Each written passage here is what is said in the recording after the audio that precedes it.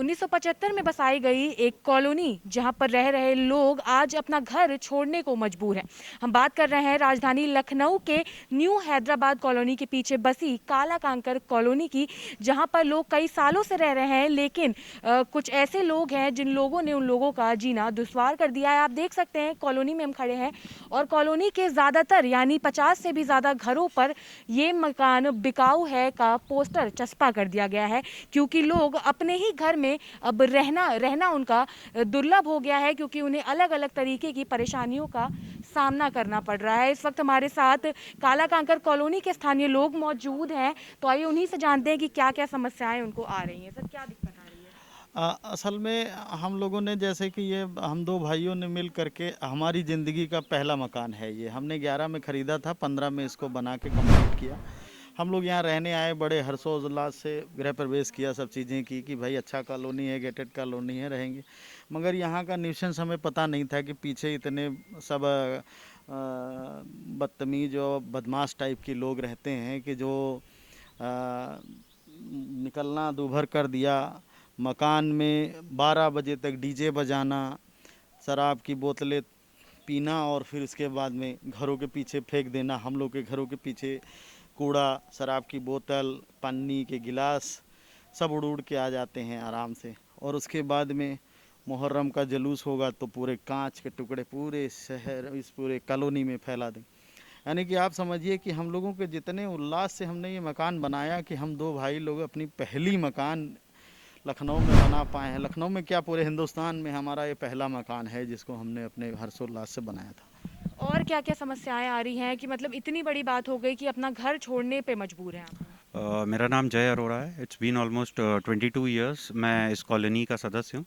और पहले यहाँ पे 3 या 4 सिर्फ पीछे नाले के ऊपर कब्जा था। 3-4 लोग रहते थे जिसमें एक आध दूध वाला था।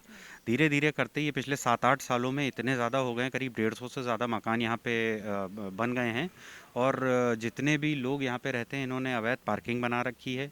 सारे अपने समारोह ये लोग करते हैं, शादी ब्याह वलीमा हो कुछ भी हो ये कॉलोनी की ज़मीन पे करते हैं। कोई परमिशन नहीं ली जाती। रात बेरात 2 बजे 3 बजे आना जाना, कॉलोनी में अभद्र व्यवहार करना। लेडीज़ आपके सामने खड़ी हैं, लेडीज़ से पूछा जा सकता है, वो निकल नहीं सकती, टहल नहीं सकती।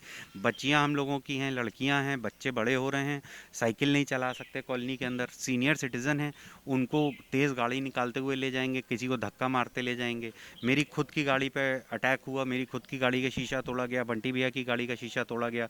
तो 3-4 ऐसी एक्टिविटीज़ हुई। फिर इसके साथ ही साथ हमारे अब क्योंकि हम लोग कब तक इनसे कहेंगे, रिक्वेस्ट करेंगे या लड़ाई करेंगे।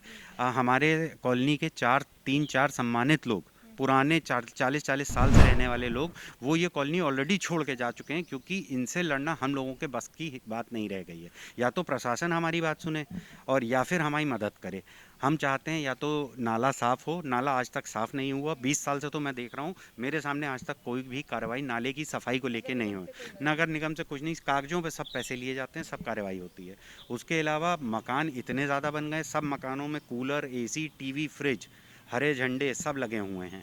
मदरसे चल रहे हैं, लोगों ने किराए पे अपने यहाँ पे मकान उठा रखे हैं। लोगों को, बहुत से लोगों को मकान अलॉटेड हैं सरकार की तरफ से। इसमें से 20 से 30% को तो अलॉटेड है। सर, लगभग कितने समय से आप लोगों को दिक्कतों का सामना करना पड़ रहा है? क्या कभी किसी प्रशासन से या कभी किसी से शिकायत की है? देखिए, पिछले 6 वर्ष पहले हमने यहाँ पर मिलकर अपनी आवासीय कल्याण समिति की स्थापना की, इसका पंजीकरण कराया और संघर्ष शुरू किया हम सब ने मिलकर। और धीरे धीरे हमने कुल 6 वर्ष हो गए हैं संघर्ष करते हुए, पत्राचार करते हुए, सभी अधिकारियों से मिलते हुए, लेकिन कहीं से हमें कोई सहायता नहीं मिली। नगर निगम के अधिकारी आंख मूंदे हुए हैं। शर्म की बात है कि नगर प्रमुख के आदेश के उपरांत भी नगर आयुक्त ने इस नाले को तोड़ने की कोई ज़रूरत नहीं समझी। और जब हम पुलिस से मिलते हैं तो कहती है नगर निगम का काम है, नगर निगम से मिलियो तो कहते हैं कि पुलिस का काम है। हमें फुटबॉल की तरह इधर से उधर दौड़ाया जा रहा है। अब स्थिति नियंत्रण के बाहर हो गई है। हमारी बच्चियों का सड़क पर निकलना मुश्किल हो गया है। औरतें चल नहीं सकती हैं, बुजुर्ग लोग टहल नहीं सकते हैं, क्योंकि इनकी इतनी तेज़ी से मोटरसाइकिलें निकलती हैं, इतने तेज़ी से ये बाहरी लड़के आके हुड़दंग करते हैं कॉलोनी में। और एक निवासी के घर का पीछे का दरवाज़ा इन्होंने बंद कर रखा है, एक नाज़नीन नाम की महिला है, और कोई भी उससे बोलता है तो वो झूठ बोल देती है कि इन लोगों ने हमसे काम लिया और पैसे नहीं दिए। मैं पूछना चाहता हूँ, अगर काम लिया पैसे नहीं दिए तो आके मुझे बताएं कि किस व्यक्ति के घर उन्होंने काम किया और किसने पैसे नहीं दिए, मैं उनको 4 गुना पैसे दिलाऊंगा। लेकिन ये किसी के घर का दरवाज़ा बंद करना कोई चीज़ नहीं है। दूसरा, एक हमारी कार्य सदस्य हैं समिति की श्रीमती नीलम जायसवाल जी, पिछले दिनों वो सुबह सुबह उनका दुकान का दूध की सप्लाई का काम है, तो किसी बिल्डिंग में दूध पहुंचाने गई थी, तो बंधा रोड पर इन्हीं लोगों ने ठोकर मार के उनकी स्कूटर गिरा दी और उनका सिर फूट गया। लगभग 15 दिन से वो अस्पताल में भर्ती। तो यहाँ मैंने देखा कि जो भी हमारे लिए संघर्ष करता है उसको चोट पहुंचाने की कोशिश करते हैं लोग। जैसे अभी बहुत बार बोला गया कि मतलब महिलाओं को दिक्कत होती है बाहर निकलने में, बच्चे बड़े हो रहे हैं, तो आप लोगों के साथ कोई दुर्व्यवहार किया गया, क्या क्या दिक्कत आ रही है? बिल्कुल दुर्व्यवहार किया गया। जब हम लोगों को नहीं छोड़ा था, हमारे भी बेटियां हैं, मेरी बेटियां हैं, उनका इंटरव्यू ऑलरेडी हम लोग पहले भी करा चुके हैं। उनको इतनी प्रॉब्लम हो रही है। हमारी बेटी तो इस समय है ही नहीं हमारे पास, क्योंकि वो 5-6 दिन के लिए बोली मम्मी हम चेंज कर लें, क्योंकि कोरोना काल में वैसे भी इतना लोग बाहर नहीं निकल रहे थे, और हम लोगों के बच्चे तो बिल्कुल, जब हम लोग नहीं निकल सकते तो उनको क्या।